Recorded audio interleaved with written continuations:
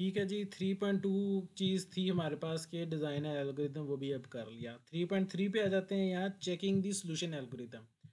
Checking solution algorithm में आपकी course outline देख रहा था, तो इसके अंदर यहाँ पे देखें सूडो कोड डेवलपमेंट है, उसके बाद इफ एल्स स्टेटमेंट आ जाती है, चेकिंग इसके अंदर है नहीं है। तो फिर हम इसको स्किप कर देते हैं। चेकिंग वैसे था कि जो आपने यहाँ पे प्रोग्राम बनाया है ना, यहाँ पे एल्गोरिदम बनाया है, ये एल्गोरिदम बनाया है, इसको फिर हम चेक करते होते हैं, वैल्यूज़ पुट करके चेक करते हैं कि ये ठीक चलेगा कि या नहीं ठीक चलेगा।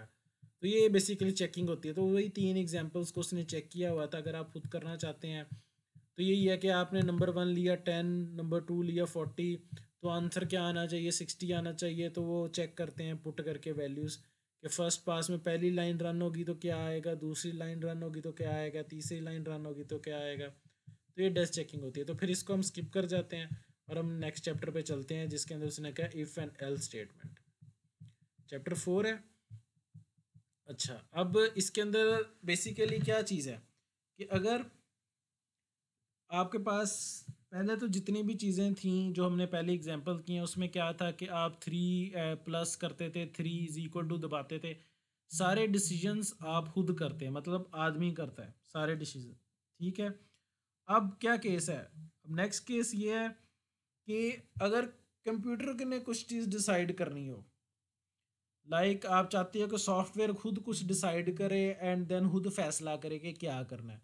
लेट्स सपोज मैं चाहता हूँ कि जित जो मैं रिजल्ट बना रहा होता हूँ, तो मेरे पास एक प्रोग्राम है, उसमें मैं बता देता हूँ कि यार जो है ना 30 से कम नंबर वाले उन सबको एफ दे देना है।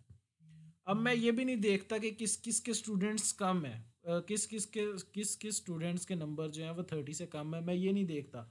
मैं सिर्फ उसको कमांड देता हूँ, मेरे पास जो सॉफ्टवेयर है उसमें मैं लिख देता हूँ 30 से लेस जो है उनको सबको एफ दे देना है आपने। मैं एग्जांपल दे रहा हूँ कि मेरे पास ये सॉफ्टवेयर है, उसमें मैं ऐसे करता हूँ। अब मेरे पास लेट्स सपोज 150 स्टूडेंट्स हैं, हो सकता है उसमें 10-12 एफ 30 से कम मार्क्स हूँ, तो उनको सबको एफ आ जाए, मुझे नहीं पता, सॉफ्टवेयर ने खुद ही डिसाइड करके दे देना है। वो सारे नंबर लिखे आ रहे होंगे, उसके नाम लिखा होगा स्टूडेंट का, नाम के सामने उसका नंबर लिखे होंगे।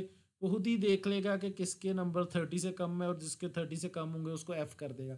तो ये डिसीजन मैंने क्या कंप्यूटर के ऊपर छोड़ दिया है या सॉफ्टवेयर के ऊपर छोड़ दिया है कि खुद ही देखो किसके 30 से कम है और उनको एफ कर दो, फेल कर दो।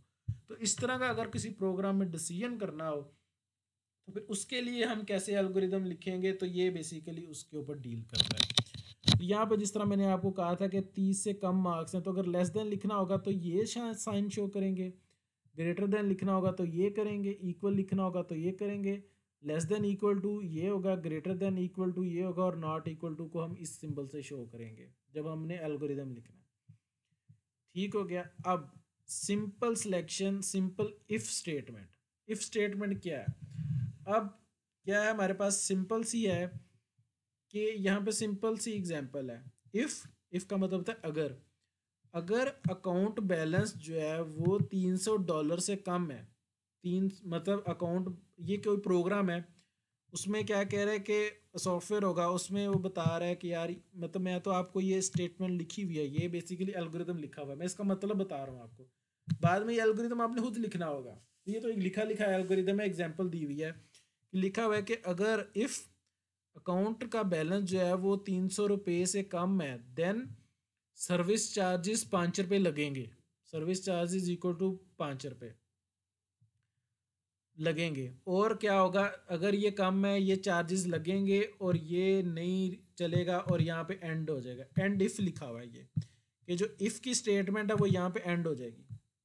दोबारा मैं बताता हूँ क्या हुआ है।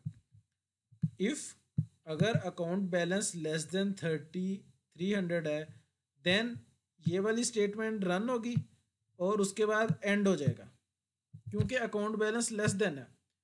अब अगर अकाउंट बैलेंस ग्रेटर देन 300 है, देन ये चीज़ नहीं रन होगी, क्योंकि ये लेस के लिए है। उसने लिखा एल्स, फिर क्या होगा, ये चीज़ सर्विस चार्जेस ₹2 लगेंगे। ठीक है। अब सॉफ्टवेयर है, सॉफ्टवेयर, अब इसमें क्या होगा कि आप एक बैंक में गए हैं, लेट्स सपोज बैंक में आपने चेक बुक ली है, 2-3 काम किए हैं, अब एंड पे वो कहते हैं अच्छा पेमेंट, पेमेंट में क्या वो आपकी पेमेंट लिख देता है, अच्छा जी चेक बुक के नहीं ₹200 थे चेक, या चलो ₹500 की चेक बुक थी, ₹500, वो बिल नहीं बनाता है, बिल के अंदर ये प्रोग्राम होगा कि अगर अकाउंट बैलेंस जो है वो 300 से कम होगा तो 5 रुपये ऐड हो जाएंगे। मतलब अगर 500 रुपये की थी तो 505 रुपये की चेकबुक मिलेगी आपको।